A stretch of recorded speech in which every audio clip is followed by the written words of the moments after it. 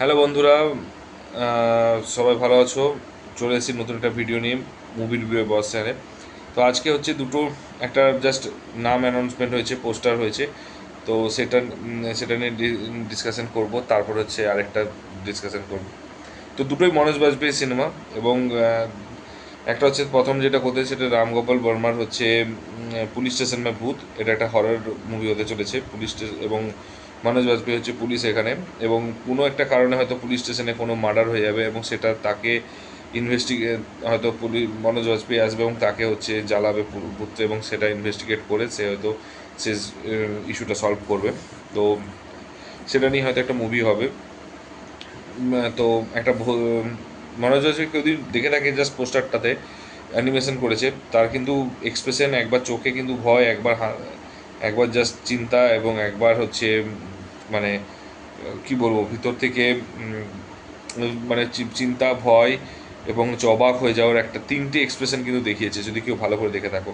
তো আশা করছি রামগোপাল বর্মা হয়তো কামব্যাক করবে এই মুভিটা দিয়ে, হয়তো গ্যারান্টি না, কিন্তু লাস্ট প্রত্যেকটা মুভিতে আমি দেখেছি সত্যা থেকে শুরু করে প্রত্যেকটা মুভি এক্সপেকটেশন ছিল, বাট সেভাবে ফুলফিল করতে পারেনি। এবং সেকেন্ড হচ্ছে অনুরাগ কাশ্যপের সাথে আছে মনোজ বাজপেয়ী, জুগনুমা, যেটা ট্রেলারটা দেখলাম ফ্যান্টাস্টিক অলরেডি।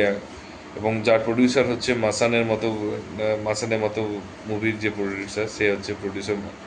তো আশা করি মেকার্স অফ মাসান, ঠিক আছে। তো আশা করছি ক্লাস লেভেলের মুভি হবে, যেরকম মাসান হচ্ছে কাল্ট একটা ক্লাসিক মুভি, বাট সেটা হচ্ছে রেসপেক্ট পায়নি, এবং সেটা হচ্ছে সময়ের পরে, অনেক পরে রেসপেক্ট পেয়েছে।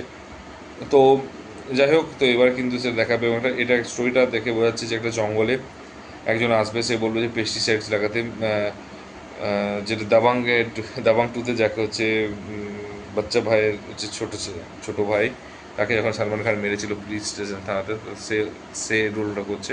তো পেস্টিসাইড তখন বলছে সবাই, তখন যে কোনো ক্ষতি হবে না, তখন বলছে না না, কোনো ক্ষতি হবে না, এটা সবাই এখন করে, বড়রা সবাই ইউজ করে, তো এটা কোনো ক্ষতি হবে না। তো ঠিক আছে, ভালো জিনিস। তো তারপরে তার মেয়ে হয়তো, মনোজ বাজপেয়ী একজন নর্মাল ফ্যামিলি ম্যান দেখে মনে হচ্ছে, বাট খুব রেসপেক্টেড ফ্যামিলি ম্যান, ওখানে রেসপেক্ট করে সবাই। তো সে হচ্ছে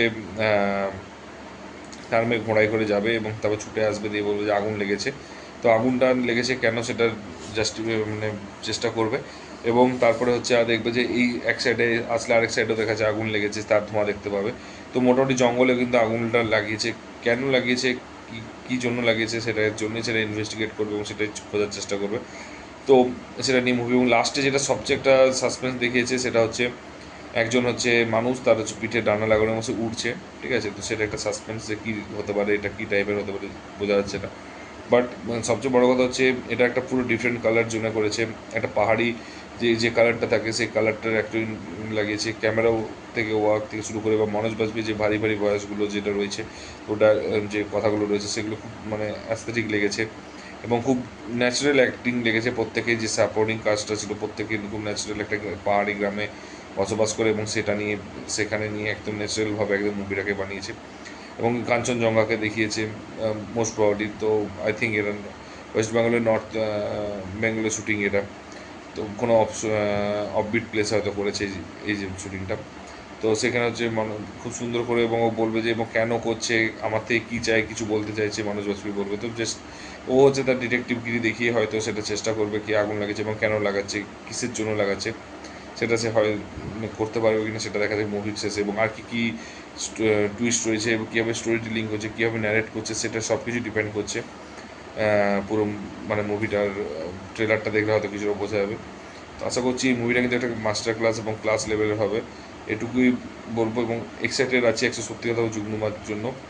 কারণ বরাবরই হচ্ছে মনোজ বাজপেয়ীর মুভি মানে একটু অন্য রকম লেভেলের মুভি মানেই বোঝা যাচ্ছে সেখানে হচ্ছে অ্যাক্টিং এবং হচ্ছে ক্লাস এবং স্টোরি কিন্তু সব থাকবে, এবং ক্যামেরা ওয়ার্ক, কালার গ্রেডিং কিন্তু সবই আছে, এবং তার সাথে একটা কনস্ট্যান্ট একটা ব্যাকগ্রাউন্ড মিউজিক খুব সুন্দর লাগিয়েছে বিজিএমটা নিয়ে। তো আই থিঙ্ক এটা ওয়ান অফ দ্য মানে art film, but one of the মানে আমার মনে হচ্ছে খুব ভালো একটা আর্ট ফিল্ম হতে চলেছে। তো জানি না তোমরা যদি টিজারটা দেখে থাকো বা ট্রেলারটা দেখে থাকো, কেমন লেগেছে সেটা অবশ্যই জানিও। আর যদি ভিডিওটা কেমন লাগলো সেটা জানিও, যদি ভালো লাগে লাইক শেয়ার করো, আর যদি খারাপ লাগে ডিসলাইক, এবং কেন খারাপ লেগেছে সেটা বলো। আর চ্যানেল নতুন হলে সাবস্ক্রাইব করে দাও। তো দেখা হচ্ছে পরের ভিডিওতে। ভালো থেকো, take care, tata, bye by.